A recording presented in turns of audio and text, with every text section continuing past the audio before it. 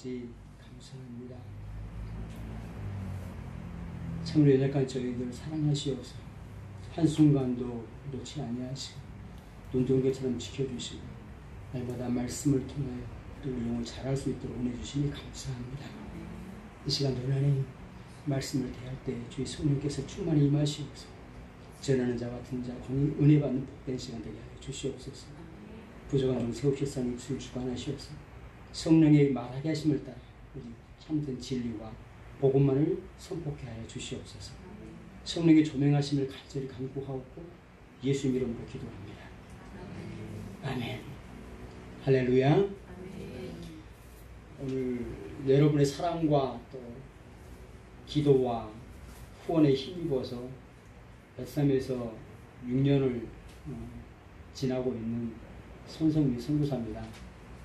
오늘 우리 양 목사님이 과찬을 하셨는데 신학교에서 참 사랑하신 우리 동료이고 동역자시대 특별히 귀한 시간을 저에게 주셔서 하나님의 말씀을 또 대변할 수 있도록 배려해 주시는 너무 감사합니다.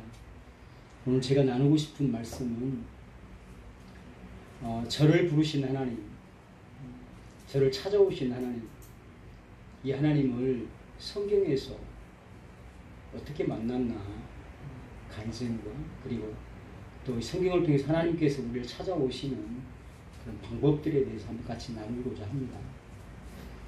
오늘 본문은 우리가 잘 아는 모세의 소명이죠. 하나님께서 모세를 부르시는 과정을, 부르시는 사건을 기록해 놓은 내용입니다. 희한하게 하나님이 찾으실 때를 보면은 그럴만할 때,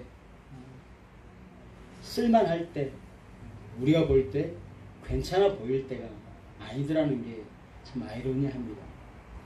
하나님께서 모세를 부르시러 찾아오시는 이때가 모세가 80이 될 때입니다. 다 늙어서 써먹을 곳이 없는 것 같은 그런 때에 하나님께서 모세를 찾아오셨습니다. 모세가 또 찾아간 것도 아니죠. 하나님이 다 늙은 그 노인을 찾아서 광야로 오신 것이죠. 우리 모든 사람들은 그렇습니다. 모세를 찾아오신 그 하나님이 우리 한 사람 한 사람을 찾아오실 때가 있습니다. 늘 하나님은 찾으시고 부르시지만은 우리가 그 음성을 듣지 못할 때가 많죠. 그때는 제가 혈기가 왕성하고 또 힘이 있어서 제 가능성을 믿고 들고 뛸 때는 하나님이 찾아오시는 그 음성을 사실은 듣지 못합니다. 그리고 내가 떠들 때는 그 하나님의 세미한 음성을 듣지 못할 때가 많이 있지요. 그런데 우리가 기력이 떨어지고 약해지고 내가 힘삼았던 것들이 무너지면 그때 그 세미한 하나님의 부르심과 그 음성이 들리는 것이죠.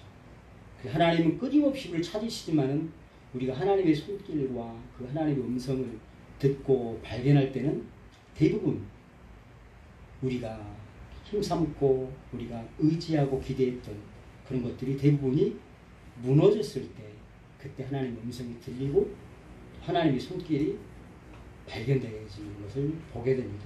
우리 인생의 모든 과정을 거쳐오면서 다들 느끼는 것이죠. 오늘 본문에서도 모세가 그 장인 미디안 지상 이드로의 양무리를 치더니 겉벌이 선말만 있어도 처가살이 하지 말라는 옛말이 있습니다. 이 모세가 애굽의 궁정에서 바로의 왕자로 자라다가 40대에 자기 민족이 고난받는 것을 보고 민족을 구원해 보겠다고 혈기 부리고 일했을 때 그때 하나님께서 그 일을 허락하지 않으셨어요. 그게 같은 민족 이스라엘 백성의 배방으로 말미암아 고소로 말미암아 도망자 신세가 되죠. 그래서 졸지에 이 광야 미디안 광야로 쫓겨나는 일이 벌어집니다. 그리고 40년을 이 처가살이 하면서 양꽁무니를 쫓는 목동으로 정말 속절없는 인생을 보내게 되는 것입니다. 이 광야라는 것이 뭐냐면은 정말 불안폭이 나지 않는, 그리고 정말 내 힘으로, 내 의지로, 내 능력으로 뭔가를 할 수 있는 곳이 아니라는 것이 참으로 핍절한 곳이고 궁핍한 곳이고 모든 재원이 한정이 되어 있는 그런 곳이죠. 그 광야에, 그 척박한 곳에 아무것도 의지할 수 없는 노인으로 속절없이 늙어갈 때 그 모세의 처지를 한번 생각해 보십시오. 그 심정이 어떠했겠습니까? 우리 인생 가운데서도 우리가 이런 과정을 겪게 되는데요. 젊을 때는 몰랍니다. 내가 가능성을 가지고 미래의 희망을 가지고 소망 가운데 불타고 있을 때는 사실 내가 이런 인생을 살려고는 꿈도 꾸지 못했죠. 그런데 이 광야의 이 서편 해가 뉘엿뉘엿져가는 이때 해가 지는 곳에 모세가 양무리 뒷공문을 따라갈 때에 그때 하나님을 발견하게 됩니다. 그 대부분이 우리가 언제 하나님을 발견하게 되는가 보면 대부분이 이런 때입니다. 인생에서 우리가 황금기를 지나고 우리가 힘삼았던 것들이 다 무너지고 내가 의지했던 것들이 쇠퇴해 갈 때, 이제 더 이상 내가 의지할 곳이 없을 때에 마지막 초이스로 남는 부분이 어디냐면 바로 하나님의 손길입니다. 그때 우리가 하나님을 정말 진심으로 어찌할 수 없는 절박한 마음으로 그 손을 붙잡게 되는 거예요. 다른 말로 하면 우리 영안이 열린다는 거예요. 우리 젊을 때 그 눈이 멀기 시작하고 그 연약한 우리 귀가 다치기 시작하고 힘이 없어질 때에 그때 우리가 붙잡게 되는 손이, 마지막 남은 손이 바로 하나님이죠. 그렇게 하나님은 우리를 오랫동안 기다리시고 그 힘이 빠졌을 때 하나님이 찾아오시는 거예요. 저를 부르시는 하나님이 그랬었습니다. 37년의 세월을 하나님께서 참 오래 기다려주셨죠. 주일학교 때부터 교회는 부지런히 다녔었습니다. 그런데 제 고등학교 졸업하고 아버지 이제부터는 제가 뭔가를 할 수 있을 것 같아요. 아버지께서 저에게 뭐라고 하지 않으셔도 제가 하나님께서 기뻐하신 일들을 하면서 잘 살 수 있을 것 같아요. 잠깐 좀 나갔다 오겠습니다. 라고 나온 세월이 20여 년을 훌쩍 가버리더라고요. 그 과정 가운데 제가 베트남을 간 거예요. 92년도에 베트남을 나갔었어요. 결혼하고 2년 만에 홀로 돈 벌러 나간 거죠. 사박했다고 베트남을 나간 거예요. 거기서 가가지고 정말 죽도록 고생했습니다. 10여 년을 어떻게 그렇게 살았는지 모르겠어요. 독이 올랐었던 거죠. 이 세상에서 적어도 출세해야 되겠다. 돈을 좀 벌고 명예를 좀 가지고 또 힘도 좀 가지고 내가 선한 영향력을 좀 행사해봐야 되겠다 하는 그 처음의 꿈을 안고 베트남을 간 거예요. 결과가 어땠을 것 같아요? 뭐 뻔하죠, 그죠? 제가 여기 서 있을 때는 이유를 알겠죠, 그죠? 쫄딱 망했습니다. 베트남에서 30대를 쫄딱 망했어요. 그때가 제가 38이죠. 저는 38년 된 병자, 여러분 잘 아시죠? 베데스다 연못가에서 그 연못에 들어가면 모든 병이 낫는다는 얘기 듣고 그 숱한 시절을 거기서 몸부림치고 기어다닌 사람 알잖아요, 그죠? 한 걸음도 거기 들어갈 수 없어가지고 그 원망과 불평과 그 분노 가운데서 있을 때에 누가 찾아오셨죠? 예수님이 찾아오신 거죠. 베데스다이신 예수님이 찾아오신 거예요. 그 사람은 그 연못에 들어가야만이 내 이 문제가 해결되리라고 생각하고 거기만 쳐다보고 있었던 거예요. 그곳에 집중하고 있었던 거예요. 그런데 그 옆에서 주님은 계속 부르고 계셨던 거죠. 그런데 들리지가 않았던 거예요. 그런데 한 사람도 이제 남은 사람이 없게 된 거죠. 나를 도와줄 사람이.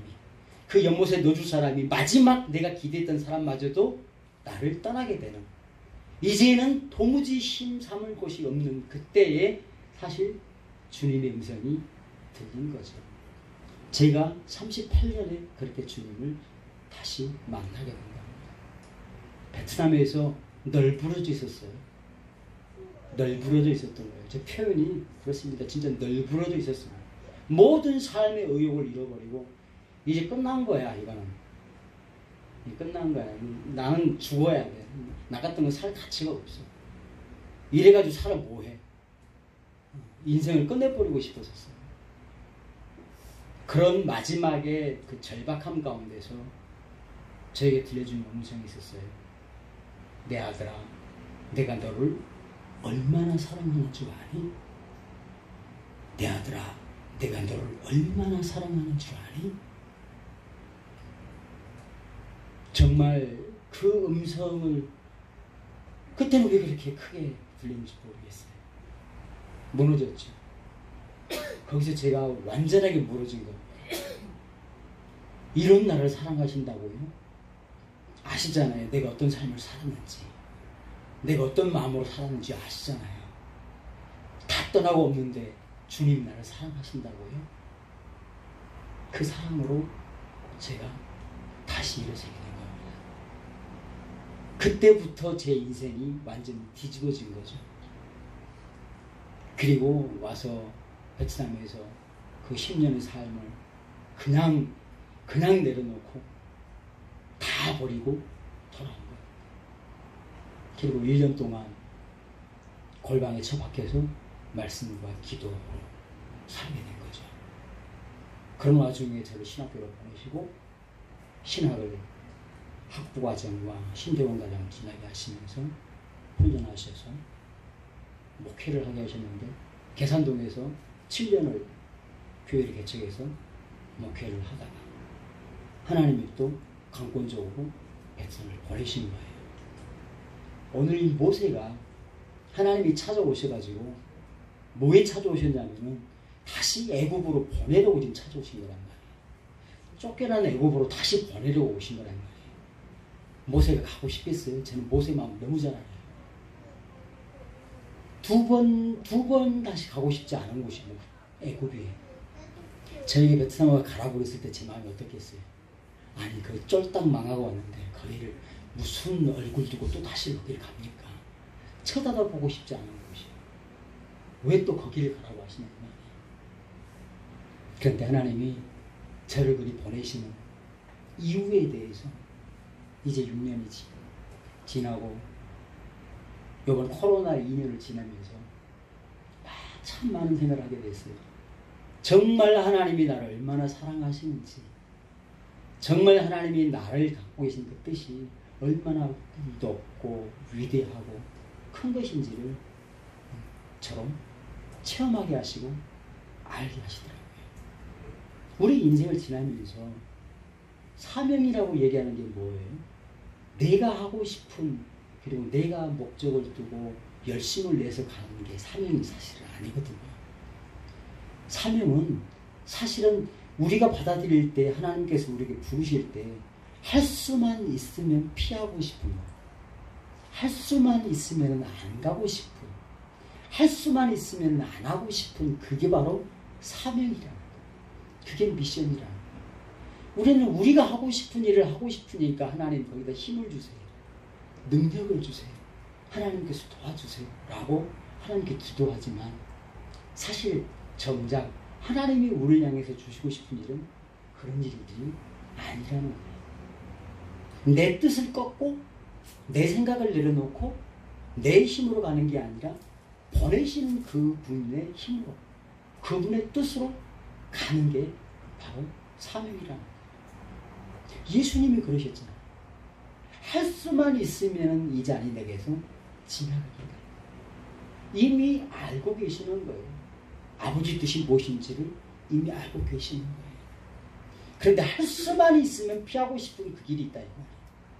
그런데 하나님이 그걸 우리 사명이라고 얘기해요.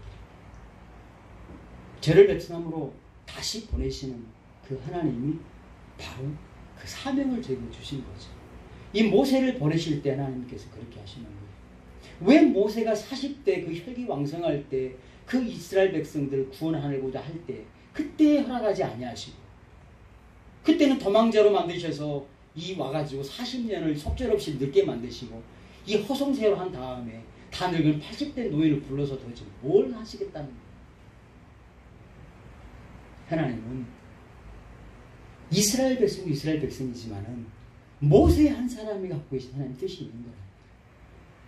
모세를 모세로 만드시는 거예요. 저를 저로 만드시는 거예요. 여러분을 여러분들이 하시는 거예요.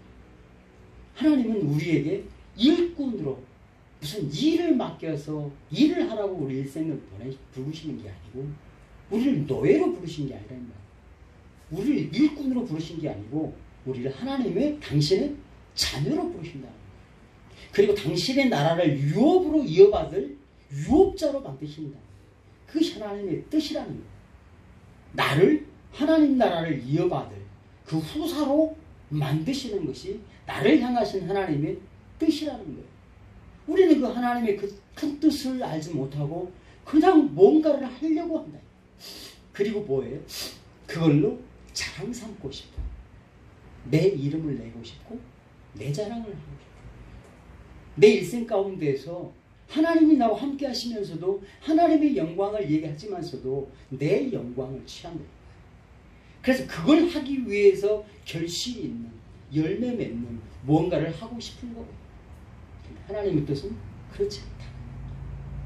모세를 부르시는 것은 모세를 이스라엘 백성 구원자로서 쓰시고 싶어 하시는 하나님의 뜻이 있지만 그보다 앞서서 모세를 모세되게 하시는 거예요. 모세를 그렇게 가난 가운데 그 결핍 가운데 궁핍 가운데 왜 광야로 몰아넣으셨는가? 왜 그런 연약한 가운데 하나님께서 허락하셨는가를 우리는 생각해 봐야 돼요. 혹시 여러분 가운데 지금 질병을 통해서 아니면 어떤 상황, 사업이 어렵다거나 내가 원치 않는 그런 상황에 처했다든가 내가 정말 원치 않는 그 연약한 가운데 있다면 여러분 한번 생각해 보세요. 왜 하나님이 나에게 이런 일을 허락하십니까? 왜 나를 이 광야 서편에 이런 처지에 나를 놔두십니까? 오늘 비유는 모세가 떨기나무가 되는 거예요. 말라 비틀어진 광야의 떨기나무같이 쓸모없는 나무가 어디 있어요? 아무 목재로 쓸 게 없어. 그냥 땔감 정도로밖에 쓸 게 없어. 땔감. 하나님은 그 떨기나무에 임하신다.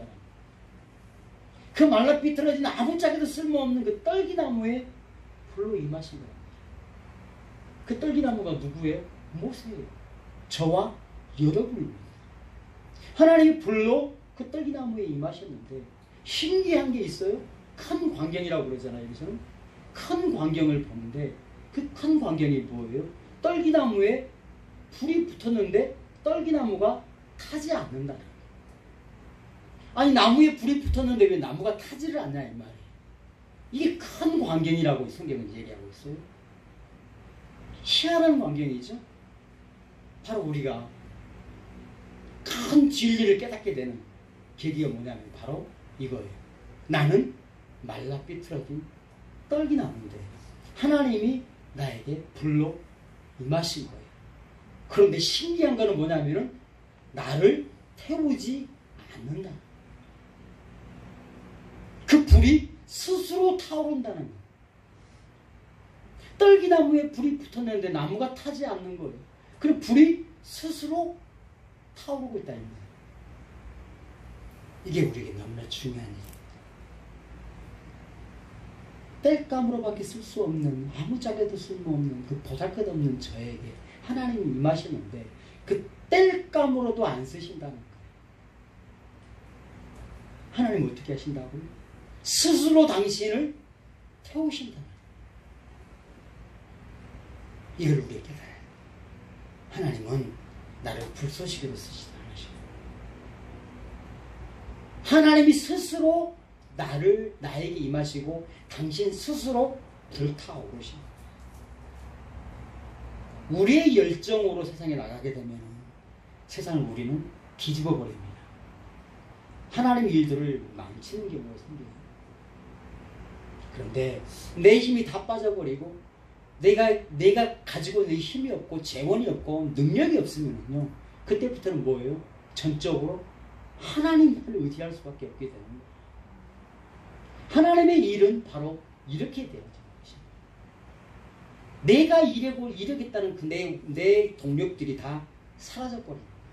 뭐가 내 동력이 되냐면은 바로 하나님이 내 동력이 됩니다.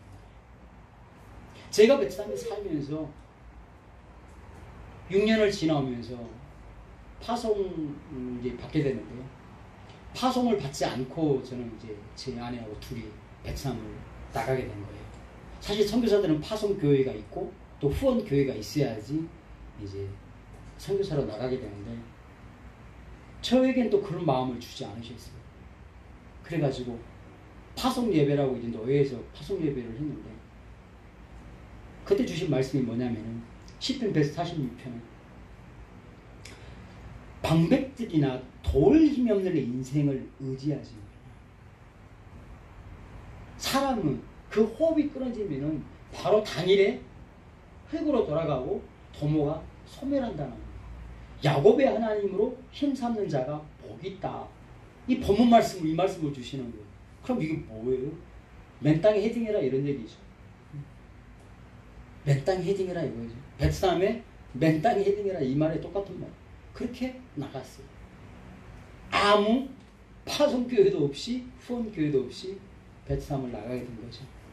그리고 집사람하고 이제 둘이서 1년 동안 꼬박 예배만 드린 거예요. 아무것도 하지 않냐고 예배만 드려요. 근데 이미 하나님께서 처소를 주셨고 삶에 정말 우리는 숟가락도 안 가지고 나갔어요. 정말 이쑤시개까지 다 준비되어 있더라고요. 그렇게 완벽하게 준비된 곳에서 1년을 꼬박 예배만 드렸어요. 그 예배 드리고 난 다음에 다음 숙소로 이동하시고 세 번째 이사하고 지금 이제 제가 한글 학교에 들어와서 그 관사에서 머물면서 이제는 더 이상 숙소 문제를 고민하지 않냐고 비자 문제 고민하지 않고 정말 편안하게 해주는 게 정상적인 궤도에 들어가서 살고 있는데 하나님께서 저를 부르셔서 보내시는 그 방법이 다 이런 거더라고요. 내가 재원을 삼고 있었던 것들을 다 끊어놓으시고 다 없이 하시고 오직 그분이 내 양식이 되시고 그분이 내 동력이 되시고 그분이 내 에너지가 되셔가지고 내 모든 삶의 원동력으로 그가 나를 이끌어 가시고 이게 바로 성령께서 나에게 임하시면 내가 예루살렘과 유다와 사마리아와 땅끝까지 이르러 내 증인이 되리라고 하신 주님의 그 약속이 저에게 실현되는 거죠. 이게 비단 저만이라고 생각하지 않습니다. 저는 여러분 모두에게 하나님이 동일하게 이런 일들을 하신다고 저는 생각합니다. 여러분이 힘삼고 있는 것들이 하나님께서 이제 빼기 시작하시고 재원들을 내가 가지고 있던 것들을 내려놓게 하시면서 그때부터 뭐예요? 당신의 능력으로 우리에게 임하셔서 나를 불쏘시기라도 쓰지 아니하시고 당신이 나에게 능력이 되시면서 내 삶을 핸드링해 가시는 거예요.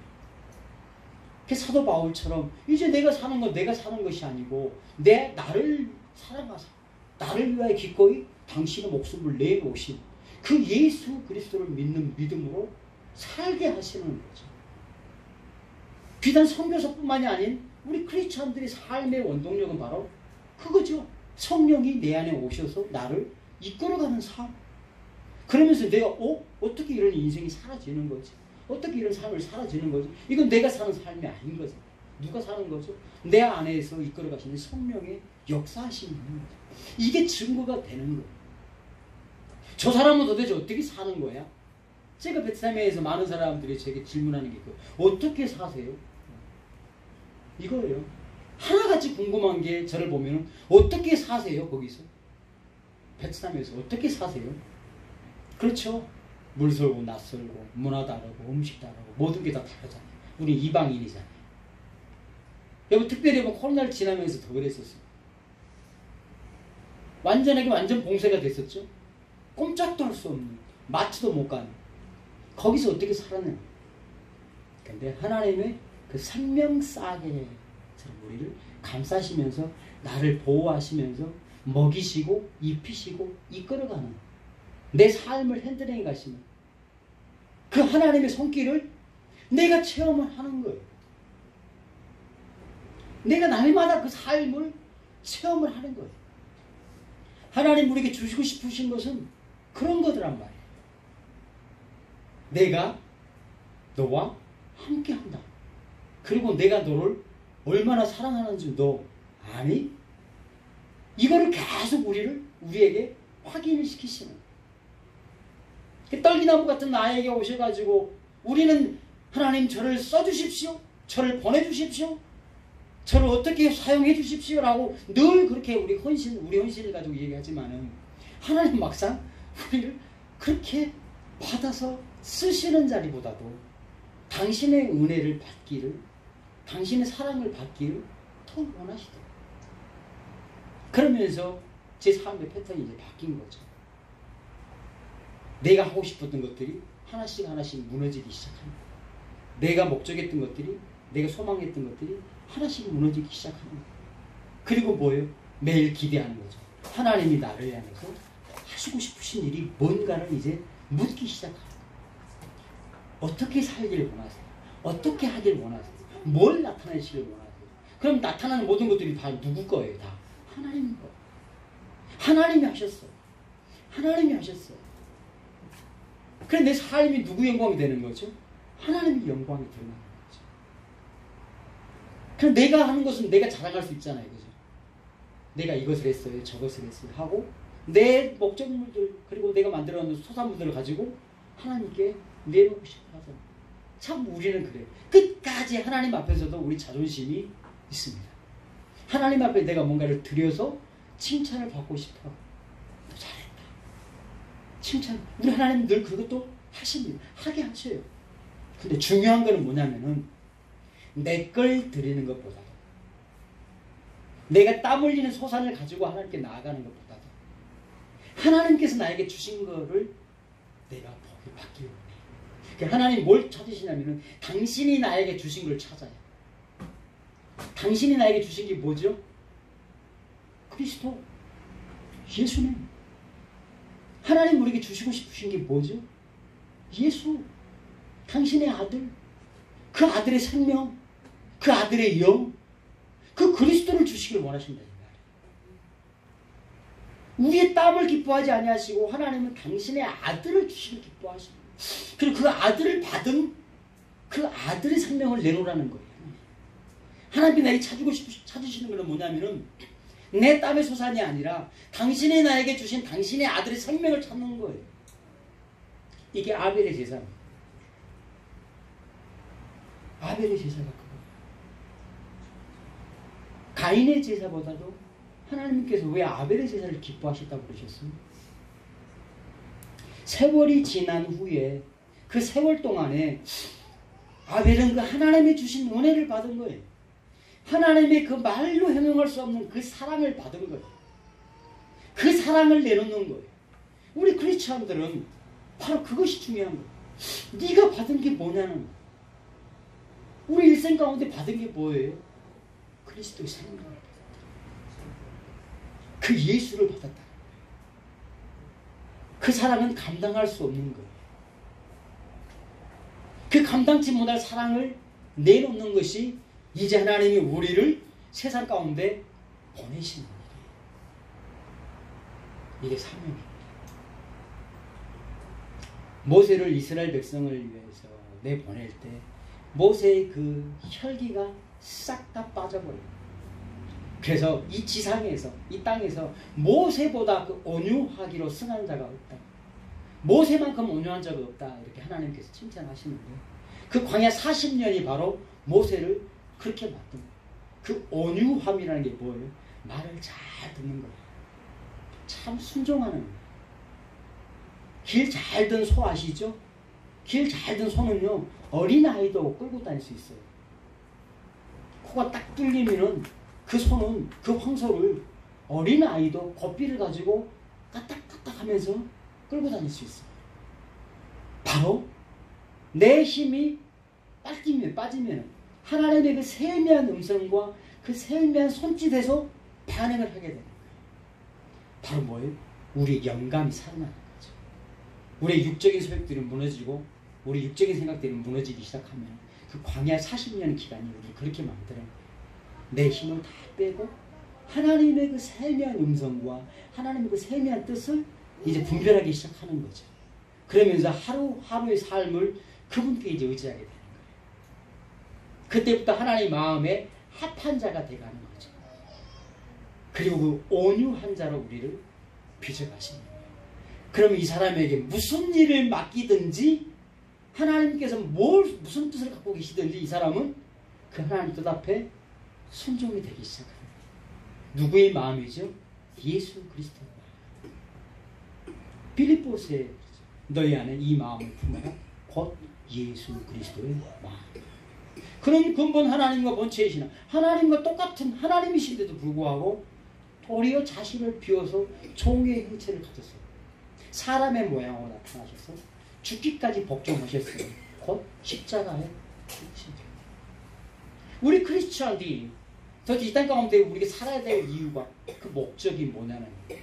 그 예수가 내 삶 가운데 나타나는 거예요. 우리는 그렇게 떨기나무처럼 아무짝에도 쓸모없는 모습이지만 그곳에 예수 그리스도의 영이 임하시고 그가 스스로 불타오르는 것을 우리 세상 가운데 증거하는 거예요. 누구 영광이 나타나는 거죠? 바로 그리스도의 영광이 우리 삶 가운데 나타나는 것입니다. 그 영광은 필연적으로 우리의 모든 힘들이 빠진 자에게 나타나는 거예요. 하나님은 저와 사실 동업하지 않으세요. 하나님은 당신의 영광을 절대로 누가 같이 나누지 않으세요. 올리 스스로 당신 것으로 스스로 당신을 나타내신다. 왜? 우리가 하나님 나라에 만났을 때 그게 바로 은혜를 누리게 합니다. 이게 다 아버지가 주셨어요. 이게 다 아버지 거예요. 이게 돼야 되는데 내 것을 가지고 나가면은요 싸웁니다. 자랑합니다. 분쟁이 있어요. 다툼이 있어요. 시기가 있어요. 나는 했는데 쟤는 안 했어요. 나는 아침부터 죽도록 일했는데 쟤는 1시간 돌고 가지고 지금 뭐예요? 불평이요, 원망이요. 그건 감사가 없어요.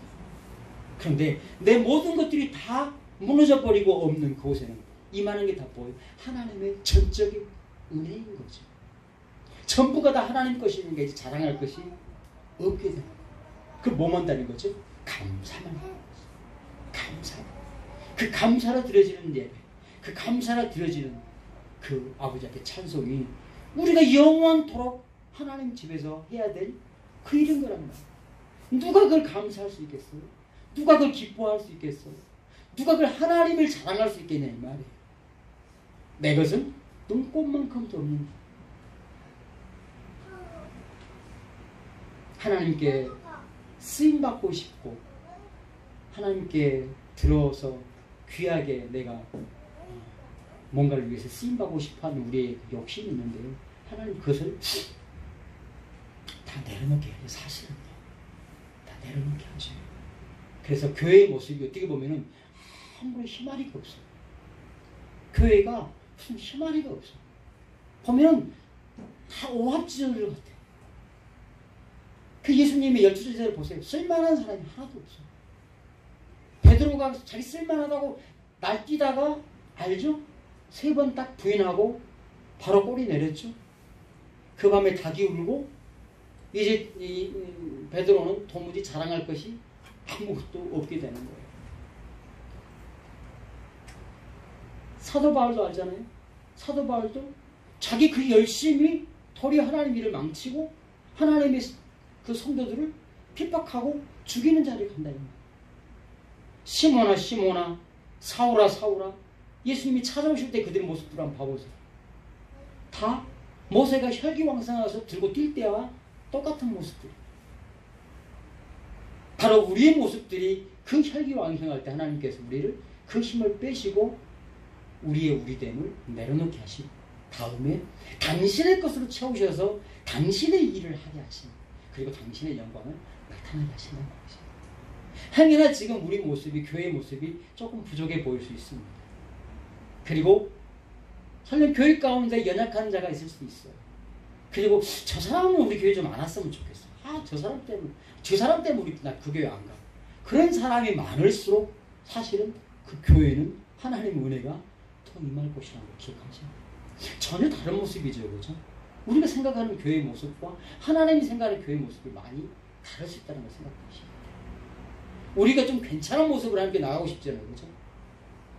그런데 하나님은 우리를 그런 모습이 아니에요. 정말 보잘것없고 정말 어디다 써먹겠냐 하는 그런 모습 가운데 하나님 임하신다는 것을 기억하세요. 그래서 제가 목사님을 딱 5년 전에 만났으면 정말 끝내줬을 건데요. 대부분 이런 얘기를 많이 하죠. 저도 개척했을 때 그랬는데 제가 5년 전에 만났으면 아니 몇 년 전에 만났으면 진짜 목사님 끝내줬습니다. 그때는요. 우리 만나는 게 아니에요. 원래. 그게 다 빠지고 교회 왔으니까 이제 신자가 되는 거예요. 이제 예수 아니면 힘이 뭐가 있어요, 우리가. 그죠? 예수의 이름 외에 우리가 힘있는 게 뭐가 있습니까, 도대체? 한번 우리 면면을 돌아보세요. 도대체 내게 힘이 뭐 있네? 아직 내게 힘 삼고 있다면은 아직 하나님께서 그걸 뺄기 시간이 필요합니다. 광야로 하나님 우리를 몰고 가세요. 근데 그걸 싫어하시는데 아니에요. 하나님 은혜는 바로 그렇게 임하는 것이라는 걸 기억하십시오. 그래서 그런 처지에 있는 사람들을 이제 내가 치료받고 회복된 사람은 거기서 구원받은 사람은 이제 그 사람을 알아요. 동병상련이라고 그런 자들을 돌아보게 돼요. 여기 하나님 은혜가 임한다. 이제 당신에게 이제 하나님 은혜가 임하기 시작한다. 이걸 보는 눈이 생기는 거죠. 그곳을 찾아가기 시작하는 거예요. 저 사람이 우리 교회 오면 되겠다. 그거 아니에요. 저 사람은 안 왔으면 좋겠다는 사람이 이제 하나님이 손길이 거기 임하다고 기억하십시오. 떨기나무에 하나님이 불이 임하시고 그를 태우지 아니하시고 하나님이 스스로 그를 태우셔서 당신의 영광을 드러낸다는 거예요. 바로 우리가 연약할 때 하나님의 그 강하심, 우리의 연약할 때 그 하나님 대신이 나타난다는 걸 기억하십시오. 저를 부르신 하나님께서 오늘 또 여러분들을 부르시고 이제 마지막 네가 선 곳은 거룩한 곳이니 네 발에서 신을 벗으라고 하셨는데 이제 더 이상 우리는 갈 곳이 없습니다. 우리가 하나님을 찾아갈 수 있는 게 아니에요. 너 마지막 장에 보면 5절에 하나님이 가라사대 이리로 가까이 하지 말라. 우리가 하나님께 나갈 수 있는 길이 없어요. 우리는 몰라요. 어떻게 그 길을 알아요? 우리는 내 눈에 끌리는 대로 각기 제 길 가는 우리는 양 같은 존재들이에요. 우리는 내 욕심대로 끌려가는 사람들이에요. 다 그런 양 같은 존재들이에요. 마지막에 그 길을 잃어버리는 거예요. 그리고 그 길을 잃어버리고 마지막까지 돌아오지 못한 자가 누구예요? 바로 저. 마지막 한 마리가 바로 저예요. 제가 돌아오도록 99마리가 지금 기다리고 있는 거예요. 여러분 아직 길을 안 잊어버렸으면요 여러분은 아직은 아닌 거예요. 내가 갈 길을 잃어버린 거예요. 나는 이제 더 이상 갈 길이 없어. 나는 어디로 갈지 모르겠어요. 그게 마지막 내가 달한 내 길의 끝입니다. 그곳에 길이신 그분이 오시는 거예요. 그곳에 진리신 그분이 오시는 거예요. 생명이신 그분이 찾아오시는 거예요. 내 길의 끝에서 그 하나님이 찾아오셔서 이제 네가 선 곳이 바로 거룩한 곳이다. 나를 거룩하게 하시는 거죠. 우리는 스스로 거룩해지려고 애쓰지 마세요. 내가 거룩해지려고 애써서 되는 게 아니에요. 거룩은 거룩하신 그분이 나에게 오시면 내가 거룩해지는 것입니다. 거룩하신 성령이 나에게 찾아오시는 그 순간 내가 거룩해지는 거예요. 그러니까 네가 선 곳, 바로 여러분이 있는 그곳이 바로 하나님이 찾아오시면 거기가 바로 여러분이 거룩한 성전이 되는 것입니다. 하나님이 거룩한 성전이 되는 거예요. 하나님의 집이 되는 거예요. 그래서 신발을 벗는 거예요. 아버지 집에 돌아왔으니 이제 더 이상 갈 곳이 없는 거예요. 이제 우리는 안식입니다. 아버지 집에 돌아온 자들이 어디 갈 거예요? 이제 신발을 벗는 거예요. 더 이상 갈 곳이 없어요. 아버지 그냥 문지기라도 좋으니까요. 그냥 나가라고만 하지 말아달라고. 그래서 성전에 그렇게 예배하고 찬양하고 기도해지는 우리 삶이 바로 그렇게 이제 들고 뛰는 데서 그냥 주의 말씀 붙잡고 기도하고 찬양하고 그곳에 머물러서 거룩을 살게 되는 거예요. 하나님 우리에게 행하신 일생 동안 하신 일이 그런 일이라는 걸 기억하시고 이제 가라. 그 가기 싫은 곳을 가게 하시는데 가라. 내가 너와 함께하리라. 내가 너와 함께하리라. 바로 저와 여러분의 삶은 이제부터는 내 혼자 가는 길이 아니라 주님이 나 손을 붙잡고 나를 사시는 거예요. 나를 인도해 가시는 거예요. 그러시면서 하나님의 이름이 내 삶을 통해서 드러나기 시작하는 거예요. 하나님의 놀라운 능력이 내 삶을 통해서 나타나기 시작하는 거예요.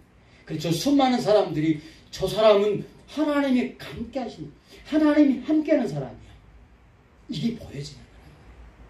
베트남에서 제가 살면서 그렇습니다. 많은 사람들이 선교사님은 하나님이 함께 하셔. 선교사님은 하나님이 함께 하셔. 내가 얘기할 필요가 없는 거예요. 저들이 보고 증거를 삼는 거예요. 하나님이 나와 함께 하신 증거가 내 삶 가운데 드러나는 거예요. 바로 여러분들이 이제 가서 사는 그 삶, 어디든지 여러분이 계시는 곳이 바로 하나님의 거룩한 전이고 하나님이 살아서 역사하심이 나타나는 그런 증인으로 여러분들이 살게 될 것이라는 것입니다. 오늘도 여러분을 향해서 하고 계시는 하나님의 뜻을 기억하시고 네가 선 곳은 거룩한 곳이다. 네 발에서 이제 신을 벗고 하나님이 일하심을 보아라. 하나님이 너희 삶을 주관하는 것을 보아라. 이 음성에 귀 기울이신 저 여러분이 되시길 주의 이름으로 축복합니다. 아멘. 기도하시겠습니다. 날마다 우리를 찾아오시는 하나님, 우리의 큰 소리와 우리의 땀 흘림과 우리의 열심들을 내려놓게 하시고 나를 불쌍히 여기시고 나에게 가장 좋은 걸 주시길 원하시며 그 영생이신 당신의 아들의 생명을 주길 원하시는 그 하나님을 알도록 날마다 일깨워 주시는 아버지 하나님 감사합니다. 이제 우리의 소리를 내려놓게 하시고 우리의 들램을 내려놓게 하시고 하나님의 열심을 바라보게 하여 주시옵소서. 그래서 나에게 베푸신 하나님의 그 큰 사랑에 감격하고 그 큰 사랑에 항복하여서 기꺼이 하나님의 내 인생의 주인이 되게 하시고 하나님이 내 머리 되심을 온전히 삶 가운데 아버지 앞에 고백하는 삶을 살게 하여 주시옵소서. 그래서 예수 그리스도가 온전히 증거되어지는 참 그리스도인으로 이 땅 가운데 살게 하여 주시옵소서. 예수님 이름으로 기도합니다. 아멘.